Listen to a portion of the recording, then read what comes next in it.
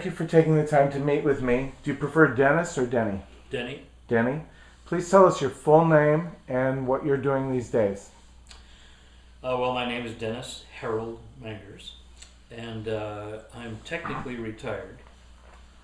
After 27 years of the cable industry, I retired at 69, and then I went and spent a year as senior advisor to our Senate President, Pro Tem Darrell Steinberg, who's a good friend of mine, and he asked me if I would spend a year with him as his senior advisor and help work through some of the problems the state was facing. Like mostly financial.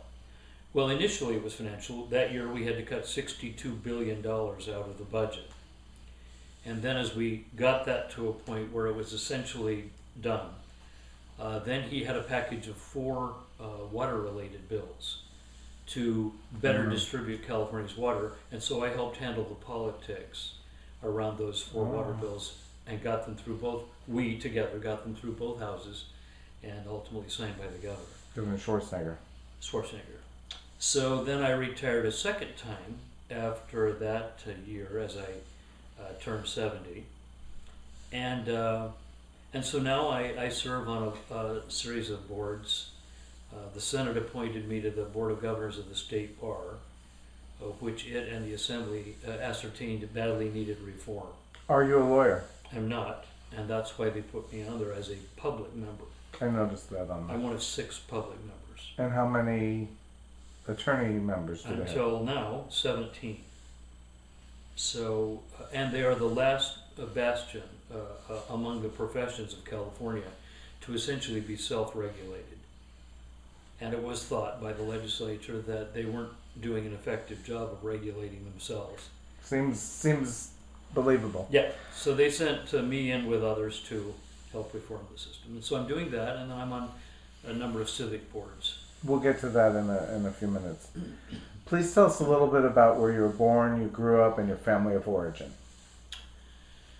I was born in 1940 in Inglewood, California, at a little hospital called Stork's Nest Hospital that I think was set up for war babies. And we then moved to Lawndale, California, where my father built what was to be a temporary house for us. It was essentially just a 2-room shack almost. And but we ended up 800 feet, something like that. It was very small. And my parents slept for the next 14 years on a roll-down sofa in the living room. Oh my. And my 2 brothers and I slept on a war surplus bunk beds and a trundle bed in the other room. And we had a tiny kitchenette and a tiny bath. Did our laundry out in the backyard on a pad, an old wringer washer. So you would have, we would have been classified as living under the poverty line. And no one in the history of our family had gone to college. So it was a highly aspirational family and a loving family, but poor. And Lawndale was kind of a very rural suburb of Los Angeles. Now it's right. It's kind of urbanish now. Kind of. It's a bedroom community. No, I know, but yeah. I'm familiar with it. But in those days, it had kind of an exciting element because the Japanese American farmers did their farms in that area. Right. And then they were interned for the war, and I can remember when they came back, and their youngsters were in our Cub Scout and Boy Scout packs, and we would go out and ride the carts, horse-pulled carts that collected cauliflowers and things in the field. So it was kind of an interesting way to grow up. You're an Eagle Scout. Can you tell Yes. us a little bit about how that happened? My mom and dad looked around Lawndale and realized there wasn't much for character development in that place, except Scouts. And the rule was that if they would get involved as parents, then you could be a member of the Cub Pack and ultimately the Boy Scouts. So they both did. My mother became a den leader for Cub Scouts, and we all went through Cub Scouts. And then my father ultimately rose to a troop leader and then area commissioner. And so we were pretty well raised in Boy Scouts. And with my dad, if you started something, you were expected to go To the end. to the end. Whatever the top thing was, you were supposed to go get it. So with a great deal of encouragement, coaching. How old pushing. were you when you turned in your paperwork? To become an Eagle Scout? I think it would have been about 1956. I would have been a 16.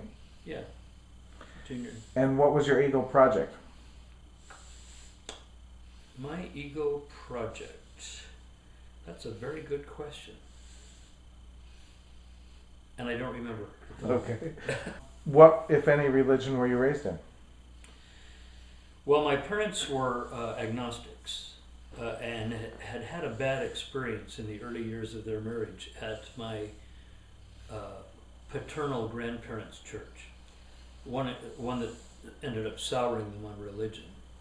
And I don't think they ever had much of a deep faith base anyway. So at about age 8, I felt a deeply undeniable urge to go find something. And so I talked to a neighbor who it turned out was a Wesleyan Methodist. And she agreed that she would drive me there if that's what I really wanted to do. And so I got there and felt almost immediately at home. For a while, this really satisfied whatever that feeling was that I needed to go explore. And at 8 or 9, you don't think much about spirituality or religion. But I got into it so deeply that, by 12, I was teaching a Sunday school class. And by about 15 or 16, I was leading the choir because I was a musical person. So I got pretty deeply into it. And then when I got to my junior year in college, it just wasn't intellectually acceptable anymore. The doctrine and the dogma of the Wesleyan Methodists was too exclusive, intolerant with regard to Jews, people of color, etc. And I was starting to question the bases of the thing. So I started going to the Episcopal Church and ultimately converted and became an Episcopalian. Are you still? No. I was an Episcopalian until 1968. And from about 1962 until 1966 or 7, I seriously contemplated becoming a priest of the church. Oh, wow. And actually went. Why was it attractive, and why ultimately did you choose not to do that? Well, it was attractive because I later ascertained it was mostly attractive because I always had an instinctive impulse toward public service. And for some reason, from a fairly young age, I was pretty good at teaching, counseling, kind of inspiring and motivating for reasons that I didn't even understand.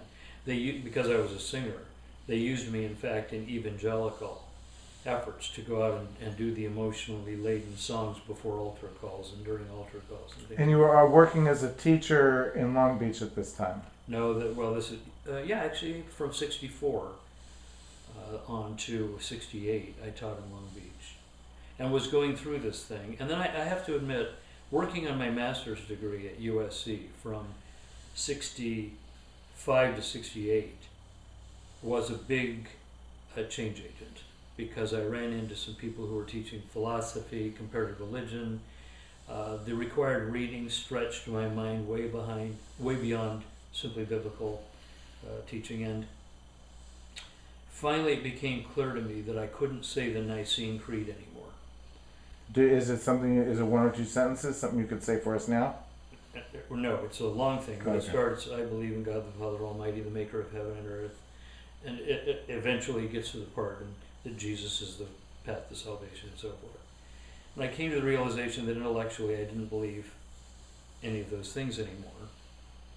And I'd also been counseled by a bishop of the church that the decision to become a priest ought to be, don't do it unless you just simply can't stand not to. So I left the Episcopal Church reluctantly, because even to this day, I love it. I love the music, and there are certain parts of the ritual and ceremony that appeal. But you just can't drink the Kool-Aid anymore. I can't drink the Kool-Aid anymore. Yet the impulses that I started feeling about 8 or 9 continued, and they had to find a different venue, a different vehicle. And where did you land? How, you know? Well, during that period, there were other influences. John Kennedy was running for president, and I was student body president of my community college while he was doing that. And my college sweetheart, whom I also ultimately married, was vice president and homecoming queen.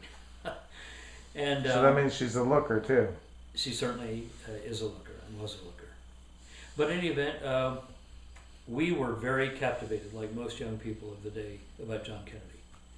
And when he said things like, ask not what your country can do for you, but what you can do for your country, many thousands went off to the Peace Corps.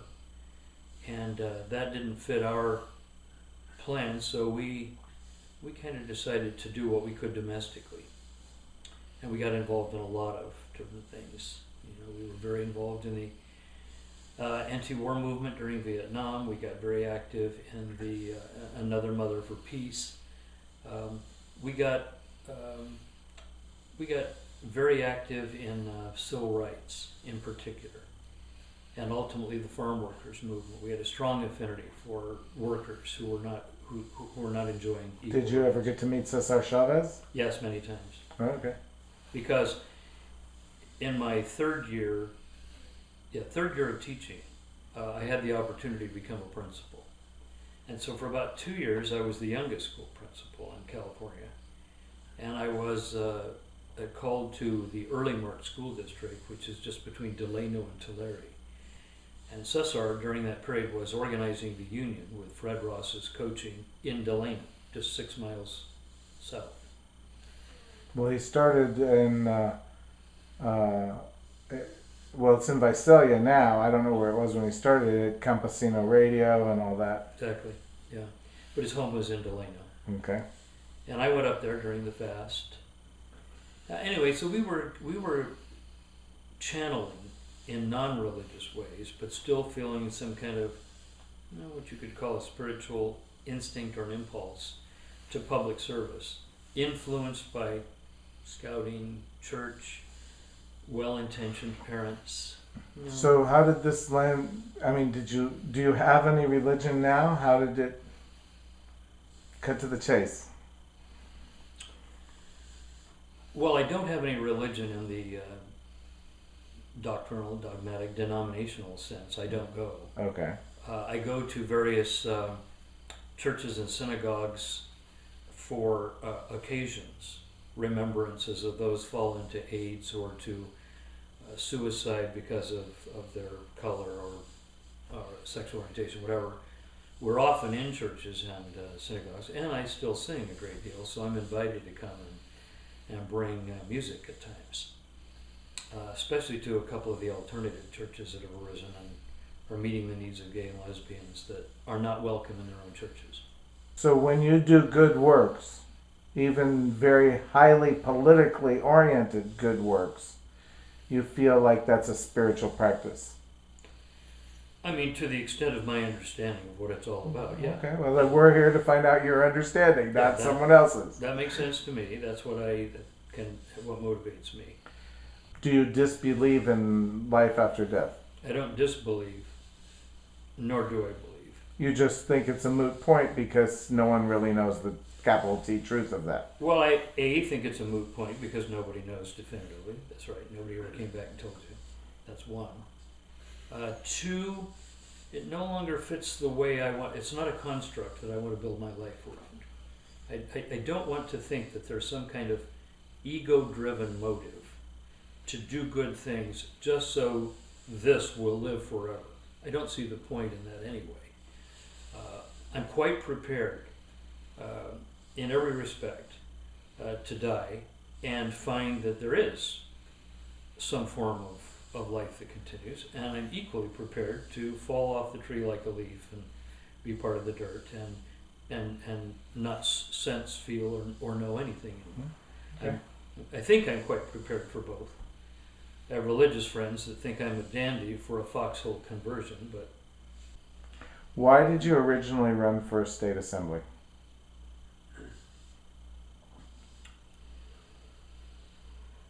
Well, if you trace it back, I think the Kennedy imperative Again, suggested that would. the public service was where, if you could, you should. It went back even a year before. When I got to El Camino College, I was a pretty rough stone. Hadn't done all that well academically. Our home was not conducive. There was no encouragement around homework. But I started getting more interested when I got to college. It appealed to me because there was more freedom. And I ran into an English teacher who called me aside after the autobiographical essay that began the English class. And she told me that she'd never read a paper quite like it in her teaching career. And said that I told